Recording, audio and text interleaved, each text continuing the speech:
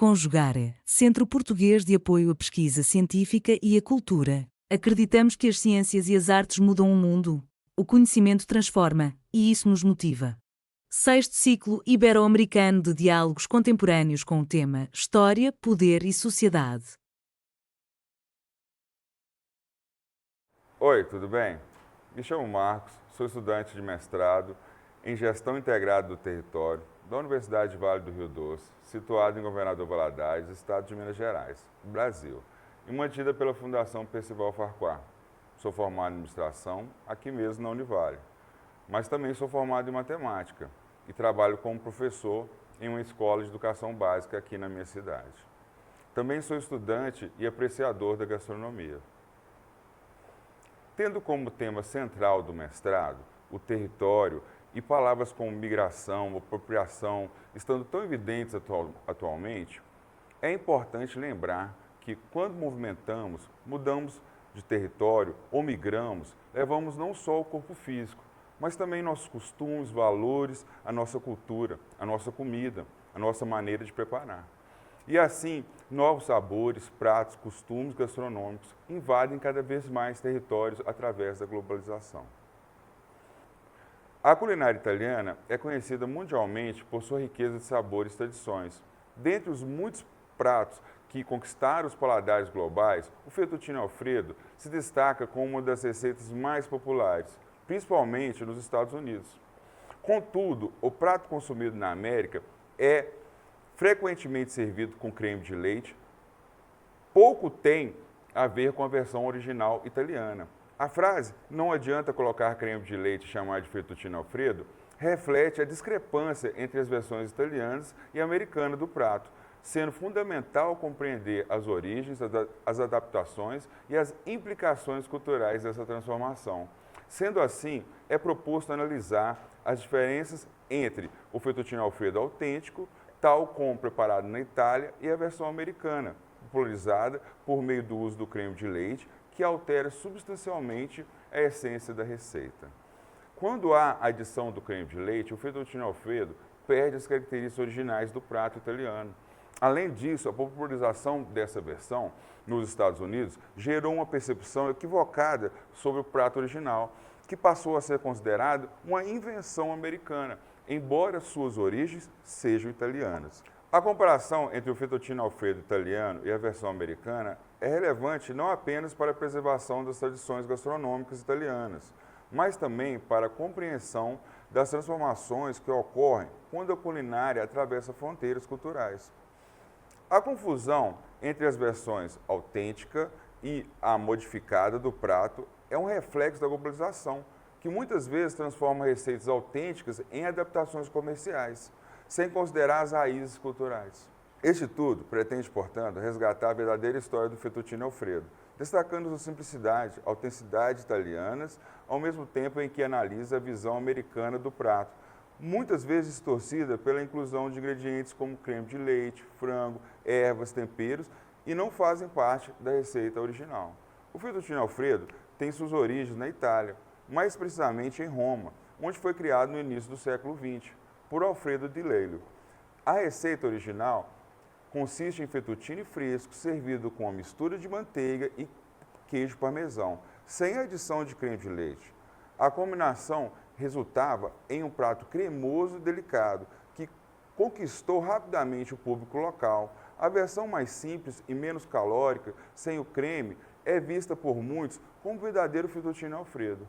Na Itália, o fettuccine Alfredo é tradicionalmente preparado de maneira simples e com ingredientes frescos. O prato é servido em pequenas porções e é considerado uma especialidade de Roma. A simplicidade dos ingredientes, apenas manteiga, queijo, parmesão e fettuccine, é uma característica da verdadeira receita. Fettuccine Alfredo ganhou popularidade nos Estados Unidos após ser servido a celebridades norte-americanas durante a década de 20, quando estavam em visita a Roma. A inclusão de creme de leite, que na época era um ingrediente amplamente utilizado na cultura americana, foi uma adaptação que os chefes norte-americanos fizeram para criar uma versão mais rica, indulgente e mais calórica do prato. Com o tempo, essa versão modificada se tornou a mais conhecida nas Américas, devido à influência norte-americana nos países americanos, e muitas vezes é erroneamente considerada a verdadeira. As adaptações gastronômicas ocorrem com frequência à medida que um prato percorre diferentes culturas. No caso do fettuccine Alfredo, o uso do creme de leite reflete não apenas uma adaptação ao gosto americano, mas também uma maneira de atender às preferências locais, por pratos mais ricos e mais cremosos. A história do fettuccine Alfredo é, portanto, um exemplo claro como um prato pode ser reinterpretado em diferentes contextos culturais, alterando a sua autenticidade original. É importante evidenciar como a adaptação do prato ao gosto americano refletiu mudanças na gastronomia e nas preferências culturais. E, embora o fettuccine Alfredo tenha se tornado um prato popular internacionalmente, sua verdadeira essência reside na versão italiana, sem o uso do creme de leite. A adaptação americana, embora saborosa, não representa o prato original e serve como exemplo das mudanças que os pratos tradicionais sofrem ao serem inseridos em diferentes culturas gastronômicas. O processo de apropriação na gastronomia mundial ocorre com uma receita tradicional de uma região ou país é levada a um novo local e sofre adaptações para se adequar aos ingredientes disponíveis e às preferências do paladar local. Essa transformação é comum, pois diferentes culturas possuem hábitos alimentares distintos e que levam à modificação de texturas, temperos e até mesmo da forma do preparo dos alimentos.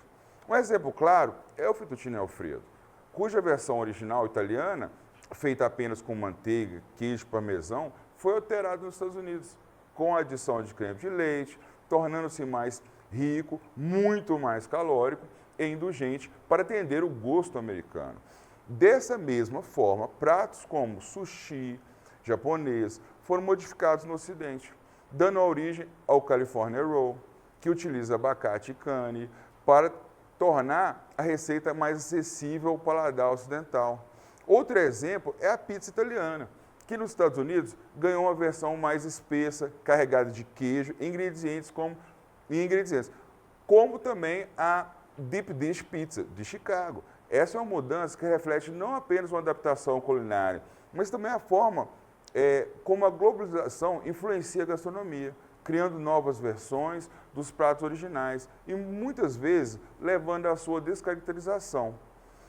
A apropriação e consequente descaracterização de pratos tradicionais não ocorre apenas em diferentes países, mas também dentro de um mesmo território, devido às variações regionais e culturais, que influenciam a gastronomia. No Brasil, como exemplo, a vasta extensão territorial e rica diversidade culinária, é comum que receitas tradicionais sejam adaptadas conforme as preferências locais e os ingredientes disponíveis em cada região.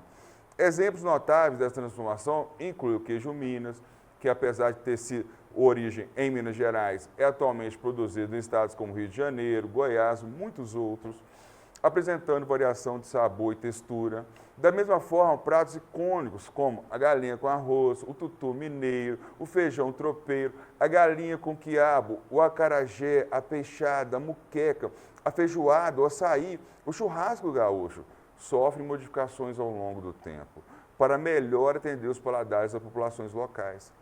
Essas adaptações evidenciam como a gastronomia é um fenômeno dinâmico, moldado pelas influências culturais, climáticas e sociais presentes em cada região do país. A história do fettuccine Alfredo é, portanto, um exemplo claro de como um prato pode ser reinterpretado em diferentes contextos culturais, alterando sua autenticidade original. Ou seja, o território, além de inúmeras outras coisas, também dita o paladar. Obrigado. Realização, Conjugare, Centro Português de Apoio à Pesquisa Científica e à Cultura. Inscreva-se no canal, comente, curta e compartilhe. Obrigado por assistir.